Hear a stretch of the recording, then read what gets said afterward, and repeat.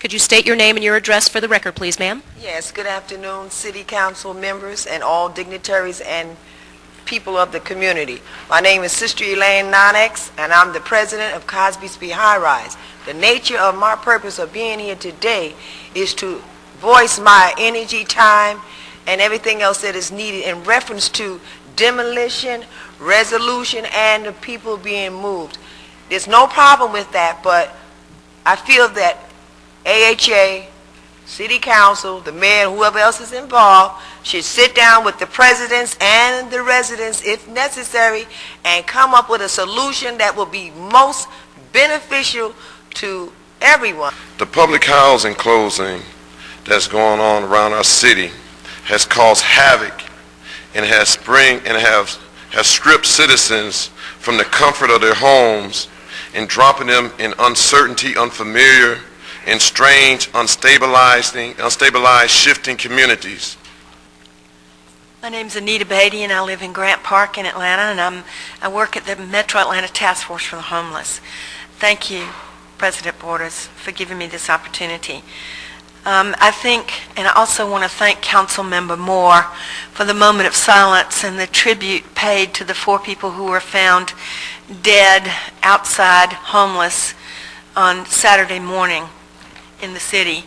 I think it's poignant that we make the connection between the deaths on the street and the deaths from exposure and the effort to eliminate public housing as we know it in the city of Atlanta, which we've been talking about for a number of months. We're not just talking about the displacement housing for people who are in that housing now. 9,600 individuals lived in those housing units that are scheduled for demolition, planned for demolition, and also already advertised publicly for development without their having been approved by HUD. It is so urgent that we see the connection between the people who need housing now and the people who are waiting for housing every single day. Homelessness is not a matter of a one-time fix. It's a matter of a systemic issue, the lack of affordable housing for people who work or live on fixed incomes and make minimum wage.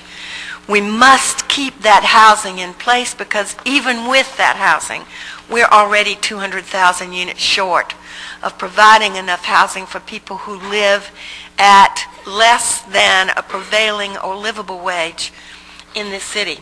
So we have to keep the housing. We should be fighting for that, for the improvement of the housing. And yes, everybody in those units should have a chance to own their own home if they want to. But there are 10 people behind each one who's in those units now.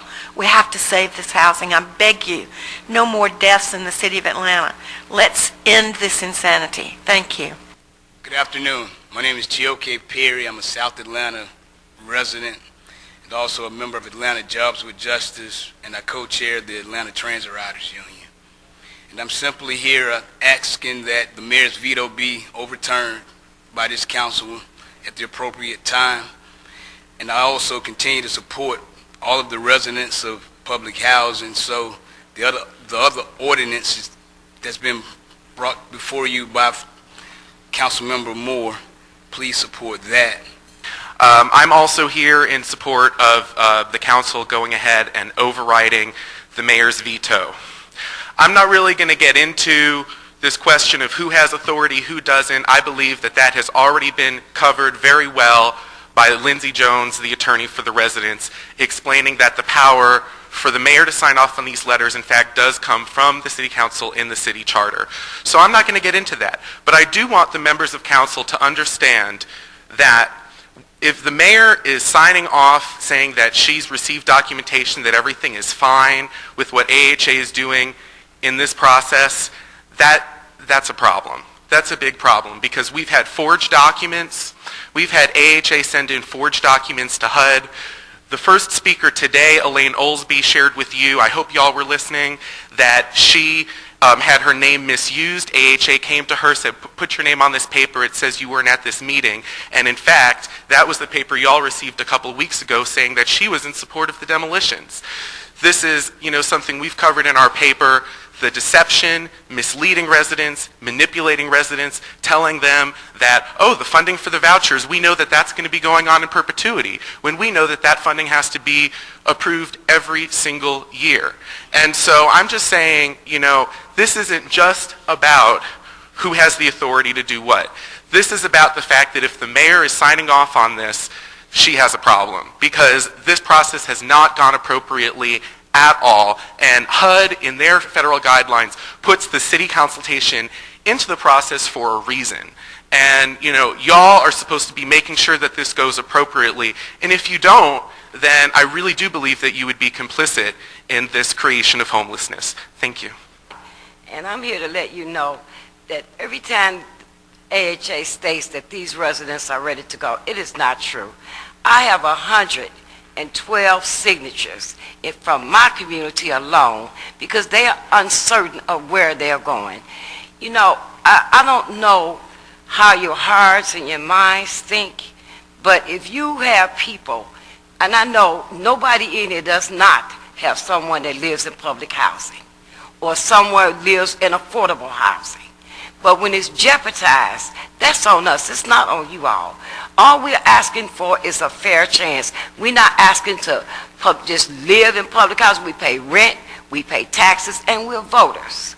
We're asking for a chance to be able to sit down with AHA and learn where we're going. We want our choices, not AHA's choices, ours. And I believe the demolitions need to be halted so they can be examined by a further process guided by the City Council. Some things to consider are, one, we already have a shortage of affordable housing, and if we demolish more, that will only increase. There's an increase in homelessness that we see every day, as even evidenced by the deaths this weekend of the homeless outside. The Section 8 voucher program is shrinking every year. As a matter of fact, the current budget proposed by President Bush actually recommends the deletion of the Hope 6 program from the new budget. So there again, the funds that the AHA is depending on to rebuild this housing is being diminished and taken away. Foreclosures are increasing. Section 8 landlords who own houses that rent out to Section 8 tenants are actually being foreclosed on, and if you go to eviction court, people are being evicted because the house has been foreclosed, yet they and Housing Authority have paid their rent. Are we receiving fair market value for the land that we're actually trading on for the new development? That needs to be carefully considered. And why wouldn't we insist on a one-to-one replacement? I know the federal regulations now don't insist on that, but that's a local decision we can make, that we want to see one-for-one. These are our tax dollars that have paid for that land, and that we should get at least a one-for-one replacement, maybe a two-for-one. We ought to train the residents that currently occupy Housing Authority properties to repair their own residences and manage their own residence. It is very possible. It's done in other places. And it makes no sense to me why the mayor is working to end homelessness on one hand, but is also supporting the demolition of affordable housing. We spent an hour today in meetings with the mayor's task force on the homeless to find housing for mothers and children, and yet we're tearing down housing right now that those women and children can be placed in. We need more affordable housing, not less. I encourage you to override the veto today. Thank you. 11 to 1 or 10 to 1. And then for the mayor to have the audacity in the face of that odds to come back and to veto it, it seemed to me that there's something to play here that shouldn't be. I hope you'll hold your ground, because what you're doing is right. And I know the mayor too, and I think what's been so insidious about this thing is the big hand of the business community is right back there. And Barney Sam's a great friend of mine, good man.